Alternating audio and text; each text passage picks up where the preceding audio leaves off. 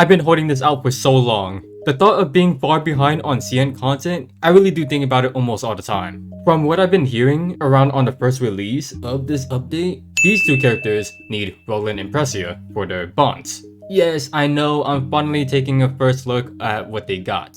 So let's check out the guy first. Andriole is his name. He's going to be a cavalry who is a physical attacker that's part of the Empire, Strategy, and Media faction. For his talent, if there's no ally within one block, his attack and defense increases. One per battle at the end of his turn, he can choose an ally to gain allegiance, and gets a command effect that increases the stat and the ally who has allegiance. When the ally with allegiance kills an enemy or dies, he heals all of his HP and can act again. Also, when they do die, he gets hostile. Mobility isn't affected by terrain, and when entering battle, he attacks first and ignores 30% of the enemy's defense. All of his effects can't be dispelled or immunized, and acts again triggers only once every turn. Wow, that 30% defense ignore is a lot. So he gets more raw stats, especially with spacing, that can become threatening if an ally with his talent buff dies. Which does suck that he does have to rely on them if he wants more offensive power. One of his unique skill looks like a passive. If there's an ally within 3 blocks from him, he can revive one time. This is an active skill that makes him immune to all debuffs. It lets him pass through enemies for 2 turns that can move 3 blocks to attack, and buff duration doesn't go down. That is insanely good. You don't get an attack buff, but look at what you're getting. All of that is really good. The other skill is a single target that deducts 30% of his health before battle, then does the same to the opponent. Ooh, okay, so 30% fixed damage is a lot. But there's immunity to it, plus it does hurt him as well by losing some of his soldiers and maybe their effects where they may need to be above a certain HP threshold. A 1-turn cooldown which isn't bad, so placement on this guy could really help him with that problem. For his 3C, the passive heals him and the ally with allegiance, but if he has hostile, then his healing is doubled. It's a single target that dispels 5 buffs before battle if there's an ally within 3 blocks of his, loyalty? I think that's referring to his, command effect thingy. So if allies are near that, or if he has hostile, then he can attack ignoring guard and damage is increased. If he kills an enemy, the skill cooldown is reduced by 5, and can move 3 blocks or act again? Or? What? Okay, so the cooldown of these effects will take 2 turns.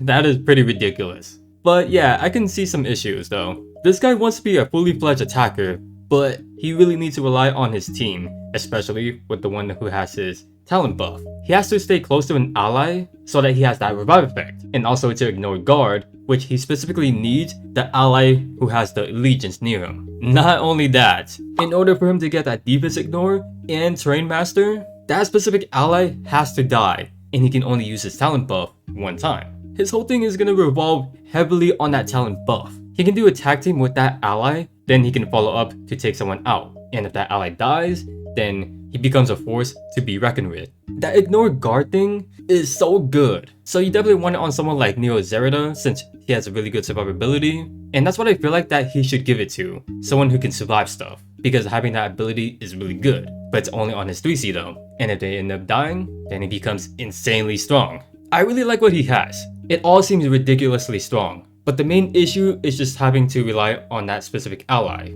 Also, this guy needs Precia for his bond. Just Precia. The next one is Nemia. I've seen her all over the place. I haven't seen what she exactly does. It's just that I've seen her in thumbnails.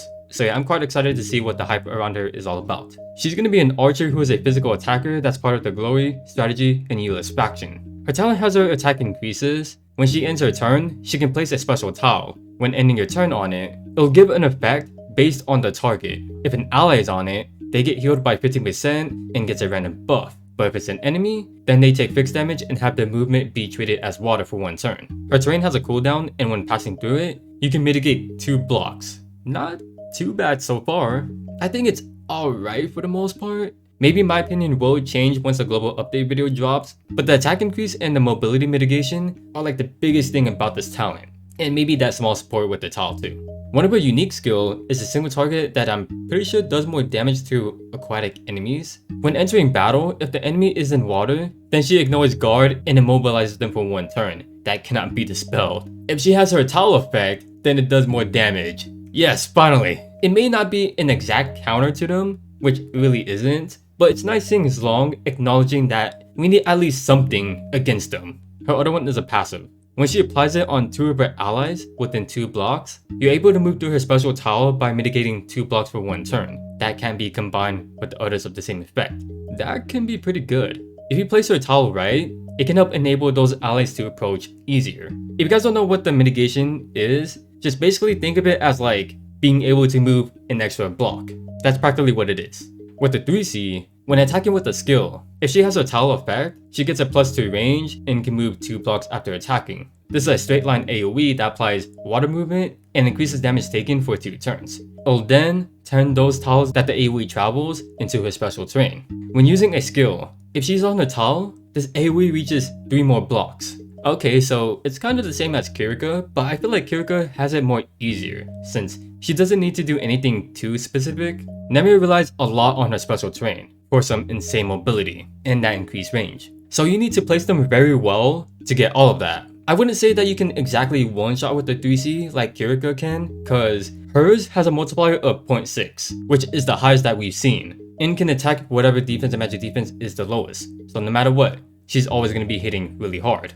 She also does have another AoE, which will be a very good pressure tool, so you can make her an AoE attacker or a mixed attacker. I feel like she's a very good character so far. I'll definitely be doing some research later on to learn more about the 2 characters, but yeah, she needs her terrain badly to fully function, which doesn't seem like an issue if you place it and plan it well as enabling more movement opportunities for her team. Around this time in CN, they got 2 new soldiers, which us global players ended up getting early. One of them is an infantry that has HP and attack increase that can reflect damage only through melee attacks, and heals based off the reflection total damage. Very good soldiers that can put up damage and never underestimate reflection. They're always scary. Second is an aquatic, who are really good. Attack defense and magic defense increases, and when the enemy is in water, they ignore 10% of their defense. But if these guys are in water, then their effects are doubled. They will be the best aquatic soldiers in terms of damage. So someone like McLean will have a much better time sniping out enemies,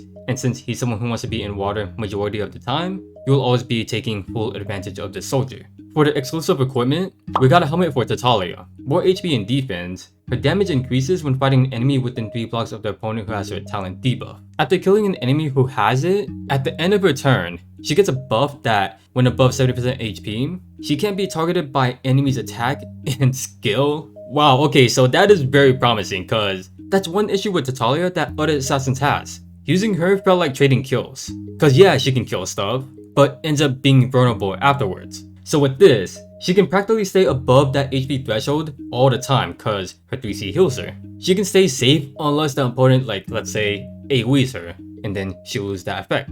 The other exclusive is for Sagani.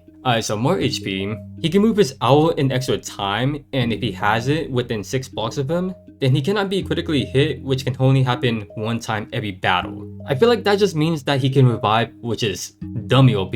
I don't know why they thought that he would need it, when he can already do some crazy stuff. If it actually does give him a revive, which most likely it is, like I'm 100% it is, then 1, it's a must-have, and 2, I'm starting to hate that. They're literally giving it out to a lot of characters recently. Most of them I personally wouldn't mind, but Sagani does not need it. He does not need a revive, period. He's already an amazing character without it. And I feel like some of us would agree on that too. It doesn't really make any sense why they thought that he needed it.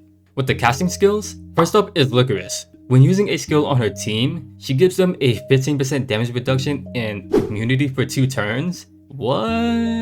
Okay, wait, hold up. It's only for the target on the center, like when she clicks on the ally. Thank goodness, almost had me worried for a second there. Still pretty OP, and man, if that was the case that I thought it was, everybody would be using Licorice. Second is for Sigma, a 10% skill increase. After using his 3C, he'll use Ranger Heart afterwards. Ranger Heart is his act again skill that makes him stationary. This will hardly even change him. He only really functions through his 3C. That's basically Sigma in a nutshell. He forces you to run a very specific set of skills, and the only thing that you can get from him is 1 kill, and that's that. Like if you try to play with him any other way, I feel like that would be better for him, so that he isn't just running into enemy territory, and your reward for it is putting you in a 4 against 4 situation. Third is for Oboro. Oh boy, I'm kinda scared. Okay, his skill increases when killing an enemy with his 3C? Yeah, I feel like it's his 3C. If in his dragon form, and talent stack does not reach the max limit,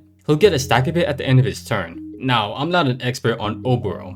In fact, whenever I do see him, I always make sure to ban him cause yeah, I'm really scared of him. I'm pretty sure that he needs 4 stacks so that he's able to ignore guard, which is the max. That is something that you want to go for all the time if the opponent has a tank, so that he can snipe everyone out. If you think about it that way, this casting skill will fly over your head very easily. Even if there are no tanks, usually 3 stacks is fine enough for him. So yeah, it's not bad exactly, but he doesn't really need it, because you will hardly ever see this actually really working. Last is for Kirikaze. Crit damage increases, and if he lands a crit, he applies a debuff.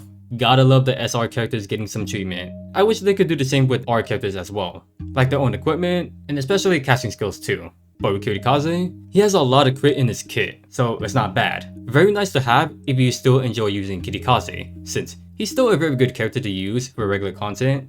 The only interesting banner that I've seen is a Raider banner that has Grand Shield in it. A very flexible, strong, bulky attacker with amazing mobility, who is a strategy faction buffer.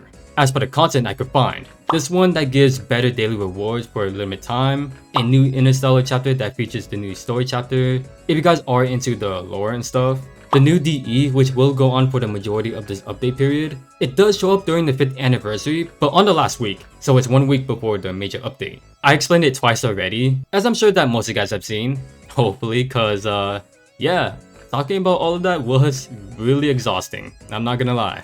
And then finally, the Endless Voyage. Yes, finally it came back. I love this event so much. Some of the new skins that they got are the Echo Light for Andriole and Nemia.